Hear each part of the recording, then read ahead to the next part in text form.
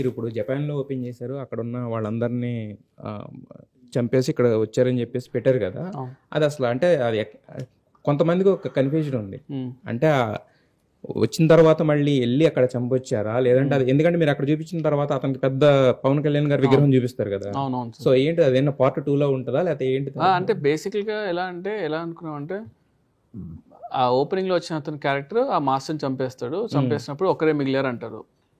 So ఆ ఒక్కడి photo అక్కడ బర్న్ అవుతూ ఉంటుంది. దెన్ ఆఫ్టర్వర్డ్స్ చాలా లాంగ్ టైం తర్వాత ఒక క్యారెక్టర్ వచ్చి వాడు చెప్తాడనమాట. ఆ డైలాగులు ఏం చెప్తాడంటే వాడు నా కొడుకుని చంపేశాడు అంటాడు.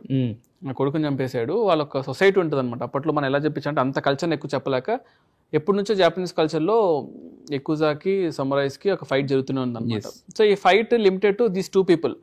అందులో ఎక్కుజా వాళ్ళకి ఎప్పటికైనా ఏ సమురాయ్ వాళ్ళ శత్రువులు అని చెప్పి వాళ్ళని అంతరించుకుంటూ పోతే అందులో ఒక కుర్రాడు మిగిలితే వాడు మళ్ళీ తిరిగి వచ్చి ఆ సొసైటీని మళ్ళీ ఫామ్ చేసి దానికి ఒక బ్లాక్ డ్రాగన్ సొసైటీ అని పేరు పెట్టి ట్రైన్ చేసి ఎక్కువసారి ఎదురుగా వెళ్ళాడు అనేది ఒక story.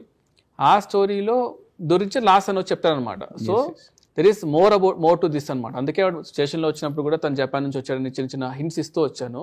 It's very big stories అదో. దాన్ని మనము నేను సడన్గా ఈ పార్ట్లో ఎస్టాబ్లిష్ చేయకపోతే నెక్స్ట్ దాంట్లో వచ్చి సడన్గా జపాన్ అంటే ఏంట్రా సడన్గా జపాన్ అంటాడని చెప్పేసి ఆ టెన్షన్ తీసుకొచ్చి వస్తూ ఈ కథకు మాత్రం స్ట్రాంగ్ ఈ కథ మాత్రం బాంబే బేస్డ్ గానే తీసా. ఈ కథ ప్రకాష్ రాజ్ గారు బాంబే ఓమి క్యారెక్టర్ తను ఎలా డిస్టర్బ్ చేద్దాం అనుకున్నాడు బాంబేని తన పొలిటికల్ దానికోసం. ఈ కథ మాత్రం నేను ఎక్కడ డిస్టర్బ్ చేయలేదు. పార్ట్ 2 ఉంది కదా అని చెప్పేసి ఈ కథ నేను ఎక్కడ కూడా డిస్టర్బ్ చేయకుండా పార్ట్ 1 కథ నీట్ గా చెప్తూ there is more about this character. అంటే ఇట్స్ నాట్ అబౌట్ జస్ట్ ఇప్పుడు కొన్ని హాలీవుడ్ సినిమాల్లో మనం చూస్తే నోబడీ అనే సినిమాలో సడన్గా అతని గురించి మాట్లాడుతూ ఎవరో క్యారెక్టర్ వచ్చి అంటాడు, సార్ తన గురించి ఫొటోస్ వరకు చూస్తారా అని చెప్తే వాడు ఫొటోస్ చూసి వాడు షాక్ అవుతాడు.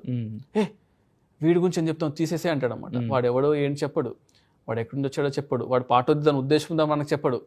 కానీ ఈ క్యారెక్టర్ ఒక ఇన్ఫ్లుయెన్స్ కానీ ఈ క్యారెక్టర్ గురించి నేను ఈ కథలో ఎప్పుడు మాట్లాడదలుచుకోలేదు, కానీ వీడు ఎవడో గొప్పోడు అంతవరకే మనం ఆ లిమిట్ చేసాం. సో నేను ఈ సినిమా వరకు మాత్రం ఈ క్యారెక్టర్ గురించి ఎక్కువ లిమిట్ చేయకుండా జపాన్లో వీడు చనిపోయిన అనుకుంటారు, అందుకే ఒరోచి గెన్షిన్ అని చెప్పేసి ఒక ఐడియల్ పెట్టి ఈ వరల్డ్ చాలా పెద్దది, అందుకే నేను ఏదో ఊరికే 2-3 షాట్లు వెళ్ళేసారు. ఎఫర్ట్స్ కూడా ఐ టుక్ మై ఎఫర్ట్స్ అనమాట.